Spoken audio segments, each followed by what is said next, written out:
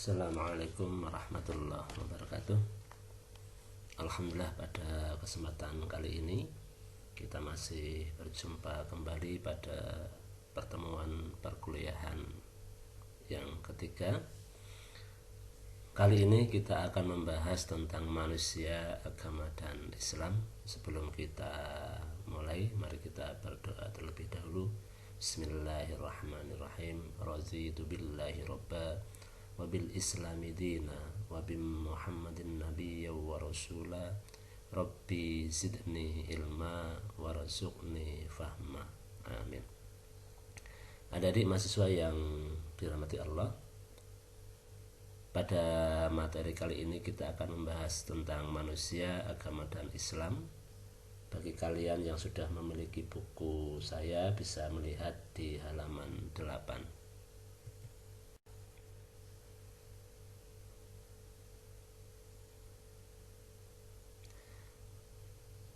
Pada kali ini tujuan yang kita bahas adalah tentang mengetahui pengertian dan hakikat manusia berdasarkan Al-Quran, kemudian memahami pengertian agama, kemudian mempelajari apa arti dari Islam, kemudian mempelajari tentang cara, unsur, dan fungsi agama, kemudian yang kelima mengetahui hubungan dari manusia dan agama, yang keenam beragama merupakan kebutuhan fitrah, yang ketujuh Islam merupakan agama yang sesuai dengan fitrah manusia.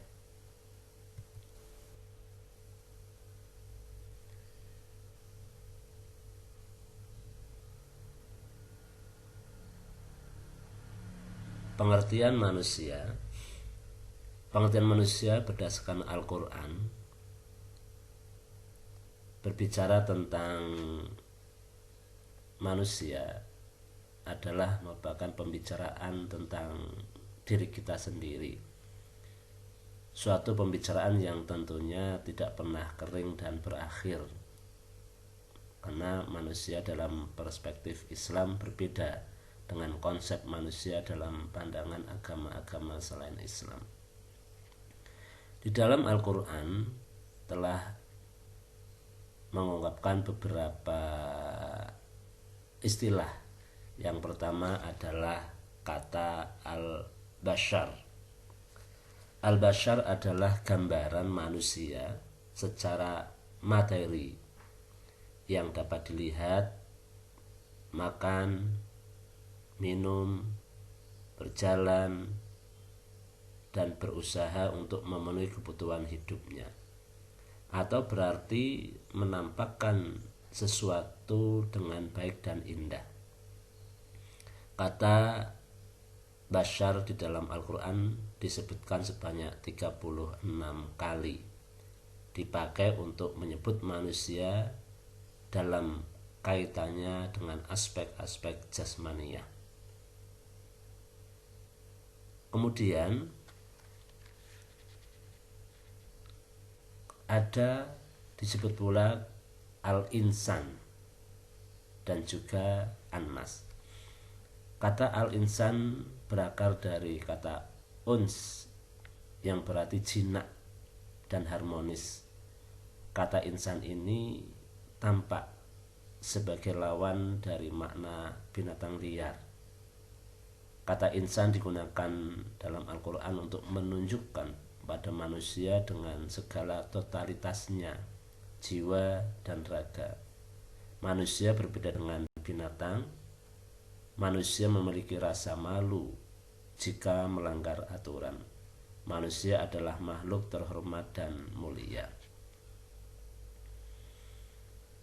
Kata insan disebut sebanyak 65 kali, dipakai untuk sebutan manusia tunggal atau individu. Sedangkan an-nas disebut sebanyak 241 kali untuk sebutan manusia jamak atau sosial. Pemakaian kata insan ditunjukkan kepada seluruh manusia secara individu, menyangkut dimensi karakter. Manusia menerima pelajaran dari Allah Subhanahu wa taala sehingga memiliki ilmu pengetahuan yang luas. Dengan ilmu pengetahuan manusia menjadi tinggi derajatnya. Manusia dapat mengatasi masalah hidup dengan baik. Segala fenomena dan kejadian ditampakkan oleh Allah Subhanahu wa taala untuk menjadi pelajaran bagi manusia. Dalam setiap kejadian sekecil apapun terdapat pelajaran bagi orang-orang yang berakal. Itulah al-insan namanya.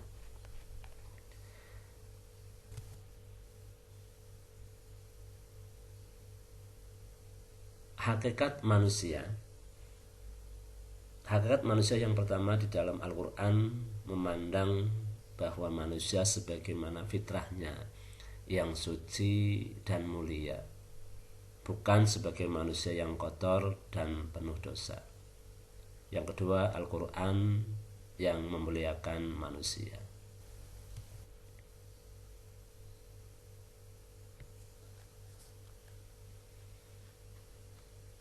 Pengertian agama.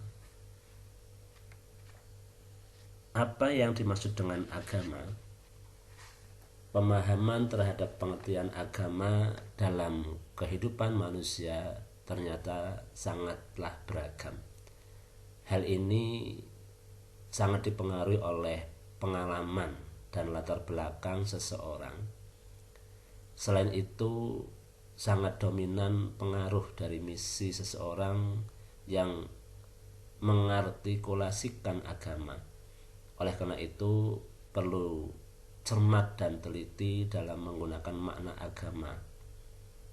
Kredibilitas si pemberi makna perlu diperhatikan. Istilah agama bisa dikelompokkan berdasarkan dari segi bahasa, kemudian dari juga ayat-ayat Al-Quran, dan juga bisa juga dari terminologi. Istilah agama digunakan dalam bahasa Indonesia yang diartikan dalam Kamus Bahasa Indonesia adalah sistem yang mengatur tata keimanan atau kepercayaan dan peribadatan kepada Tuhan yang Maha Kuasa serta tata kaidah yang berhubungan dengan pergaulan manusia dan manusia serta lingkungannya. Dalam bahasa Arab digunakan istilah ad-din. Berbeda lagi dalam bahasa-bahasa lainnya. Tentu dalam setiap istilah yang berbeda memiliki makna yang berbeda pula, walaupun ada kesamaan. Dalam istilah yang sama pun dapat berbeda makna, demikian pula dalam berbeda istilah. Oleh karena itu, bagi umat Islam salah satu istilah yang paling relevan dengan sumber ilmu dan pemahaman umat Islam, yakni mengandung istilah ad-din untuk memahami pengertian agama.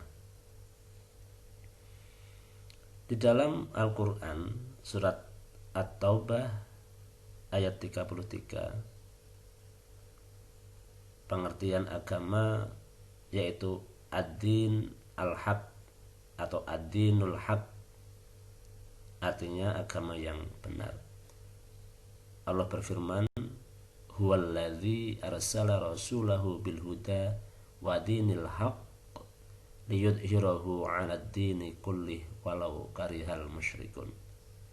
Dialah yang telah mengutus rasulnya dengan membawa petunjuk Al-Quran dan agama yang benar untuk dimenangkannya atas segala agama, walaupun orang-orang musyrik tidak menyukai. Menurut Al-Quran, agama yang dianut manusia harus agama yang benar. Kata agama yang benar berarti dapat dipahami ada lawannya, yaitu agama yang salah. Agama yang benar bersumber dari Allah Subhanahu wa ta'ala yang disampaikan melalui Rasul Allah. Seorang Rasul Allah dipilih oleh Allah Subhanahu wa ta'ala, bukan dipilih oleh manusia sebagai pengikutnya. Seorang Rasul Allah bukan pula mengaku dirinya sendiri sebagai Rasul. Seorang Rasul tetap Rasul sampai akhir hayatnya, dengan mengemban tugas dari Allah Subhanahu wa ta'ala untuk disampaikan umat manusia. Rasul tidak mungkin berubah menjadi Allah atau tidak mungkin menggantikan posisi sebagai Allah. Allah Subhanahu wa ta'ala sebagai sumber kebenaran tetap, yaitu Ahad atau Esa atau satu.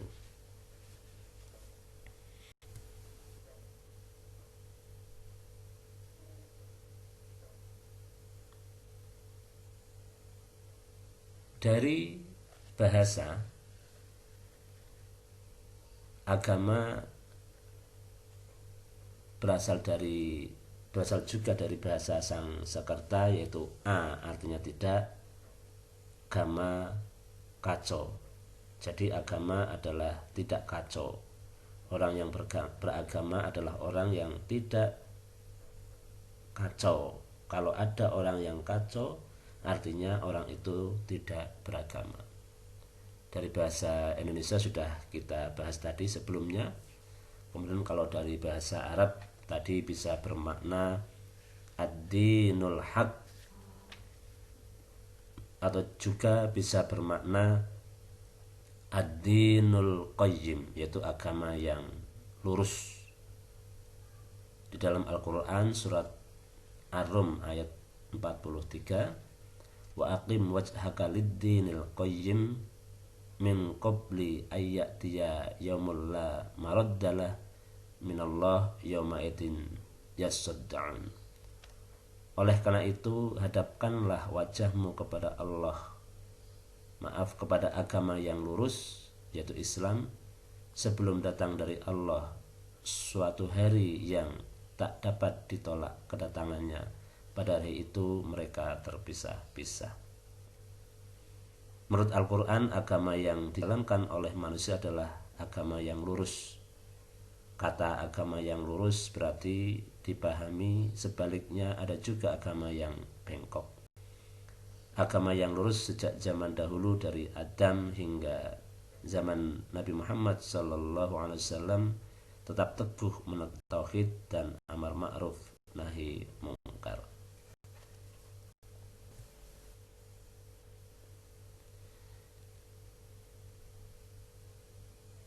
Informasi mengenai potensi beragama dimiliki manusia itu dapat dijumpai dalam Al-Quran surat Al-A'raf ayat 172, wa id akhadha rabbuka min bani adama min zuhurihim dzurriyyatahum asyhadahum ala anfusihim alastu bi rabbikum qalu bala syahidna antaqulu yaumal kiamat inna kunna an hadza ghafilin. Dan ingatlah ketika Tuhanmu mengeluarkan keturunan anak-anak Adam dari sulbi mereka, dan Allah mengambil kesaksian terhadap jiwa mereka seraya berfirman, bukankah aku ini Tuhanmu? Mereka menjawab, betul, engkau Tuhan kami. Kami menjadi saksi, kami lakukan yang demikian itu agar di hari kiamat kamu tidak mengatakan sesungguhnya kami Bani Adam adalah orang-orang yang lengah terhadap ini, keesaan Tuhan.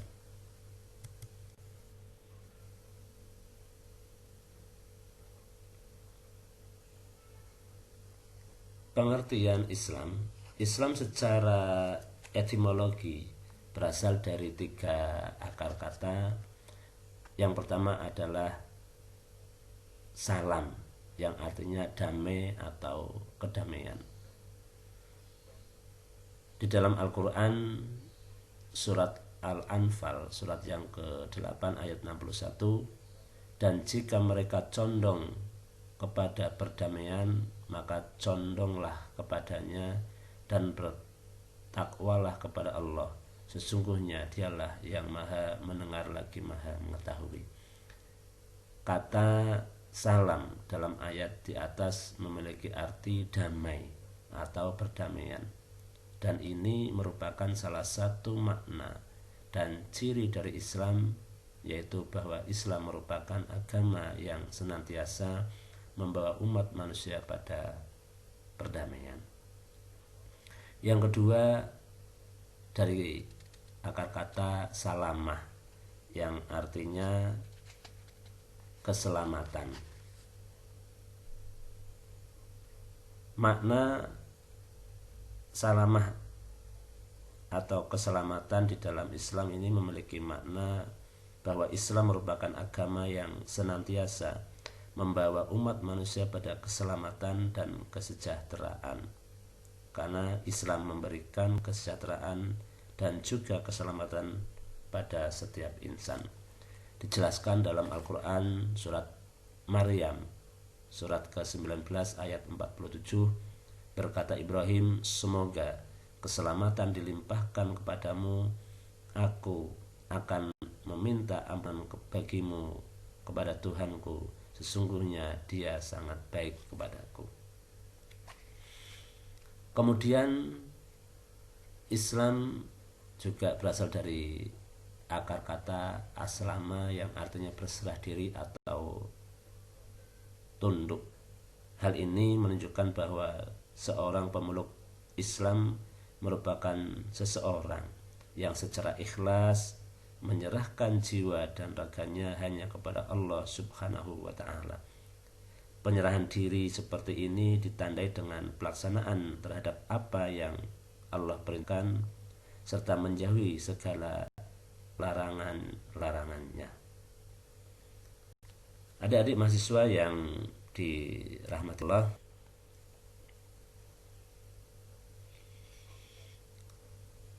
cara, unsur, dan fungsi agama. Cara beragama yang pertama tradisional, yang kedua formal, yang ketiga rasional, yang keempat metode pendahulu. Kemudian unsur-unsur agama, kepercayaan agama, yang kedua simbol agama, yang ketiga praktek keagamaan, yang keempat pengalaman keagamaan, yang kelima umat beragama. Kemudian fungsi beragama, yang pertama sebagai sumber pedoman, fungsi yang kedua mengatur tata cara, kemudian fungsi yang ketiga sebagai tuntutan, kemudian yang keempat berfungsi sebagai pemberi identitas.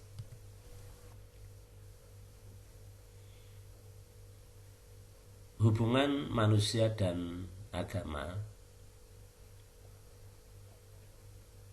Agar umat Islam bisa bangkit menjadi umat yang mampu mewujudkan rahmatan lil alamin, maka seyogyanya mereka memiliki pemahaman secara utuh atau kafah tentang Islam itu sendiri. Umat Islam tidak hanya memiliki kekuatan dalam bidang imtak atau iman dan takwa, tetapi juga dalam bidang ibtak, ilmu dan teknologi. Allah berfirman dalam Al-Quran surat Al-Baqarah surat yang kedua ayat 208, a'udzubillahi minasyaitonirrajim, ya ayyuhalladzina amanu dkhulu fis-silmi kaffah wa la tattabi'u khutuwatis syaitan innahu lakum aduwwum mubin. Hai orang-orang yang beriman, masuklah kamu ke dalam Islam secara kafah, dan janganlah kamu turuti langkah-langkah syaitan, sesungguhnya syaitan itu musuh yang nyata bagimu. Berdasarkan ayat ini, orang yang sudah beriman didorong untuk masuk pada Islam yang sempurna secara kafah atau keseluruhan. Jangan sepotong-potong. Hanya dengan cara ini kesempurnaan dan kemuliaan manusia akan terwujud.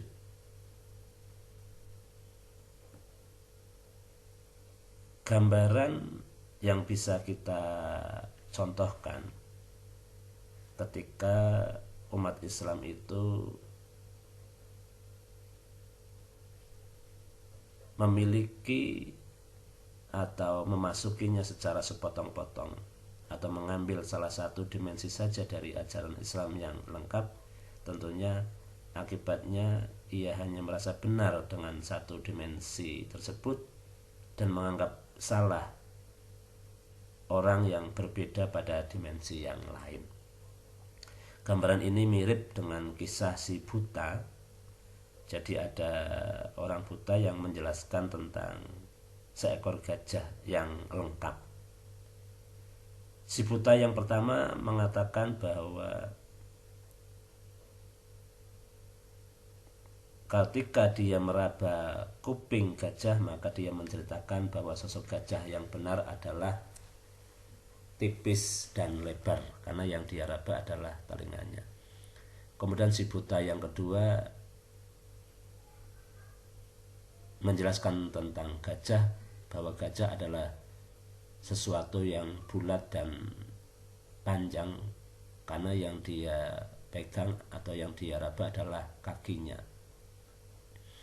Kemudian si buta yang ketiga menceritakan gajah, yaitu sesuatu yang besar, karena yang dia pegang adalah tubuhnya.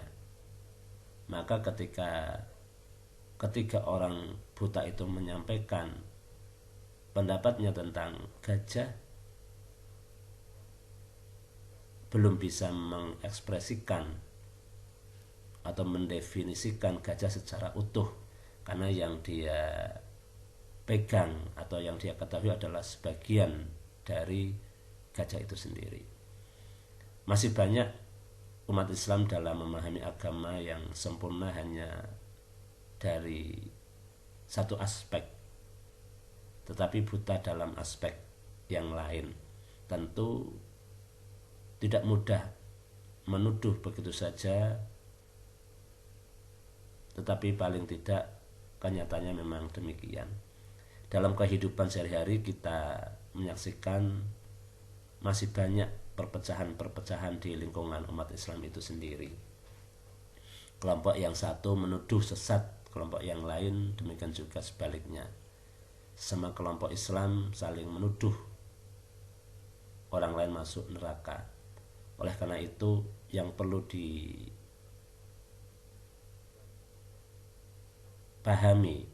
atau diperlukan sebenarnya adalah memahami Islam dari berbagai aspeknya. Dalam Al-Quran, orang yang sudah beriman harus masuk ke dalam Islam secara kafah dan jangan mengikuti langkah-langkah syaitan yang suka mengadu domba. Agama Islam yaitu agama yang sudah dinyatakan sempurna, oleh karenanya masuk ke dalamnya secara sempurna pula. Masuk Islam secara sempurna maksudnya memahami ajaran Islam dari berbagai dimensi dan melaksanakan Islam secara sempurna pula. Praktek yang tidak dilasi ilmu sama buruknya dengan ilmu yang tidak dipraktekkan. Kalau orang beriman hanya mementingkan praktek-praktek ibadah tanpa menggali ilmunya secara luas, termasuk belum kafah. Sebaliknya, jika orang yang memakan pemahaman ilmu yang luas tetapi tidak melaksanakan agama, juga belum termasuk kafah.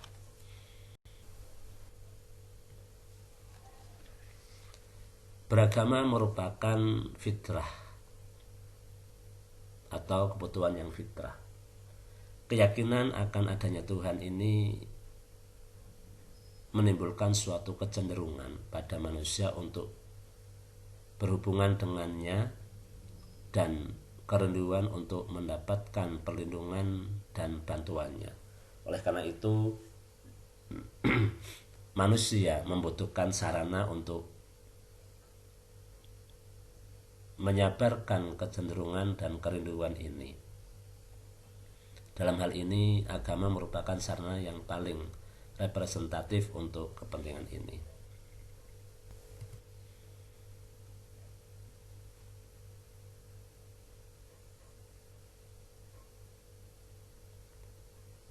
Islam agama yang sesuai dengan fitrah manusia dijelaskan dalam Al-Quran surat Ar-Rum ayat 30.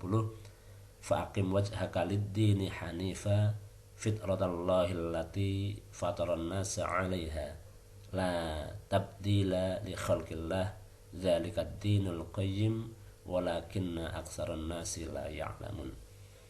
Maka hadapkanlah wajahmu dengan lurus kepada agama Allah, tetaplah atas fitrah Allah yang telah menciptakan manusia menurut fitrah itu. Tidak ada perubahan pada fitrah Allah, itulah agama yang lurus.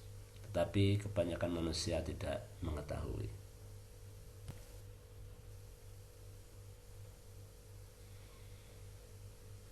Kesimpulan dari materi yang kita bahas, manusia, agama, dan Islam, ini dapat muncul kesimpulan bahwa manusia sebagai makhluk ciptaannya yang ditakdirkan sebagai khalifah di muka bumi perlu memeluk agama.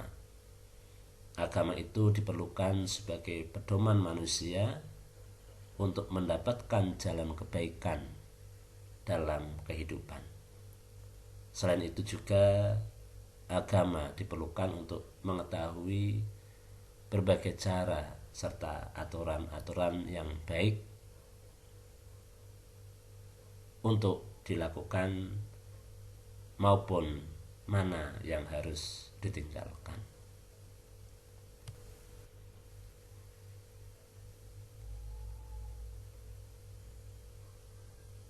Ada di mahasiswa yang dirahmati Allah, itulah materi pertemuan pada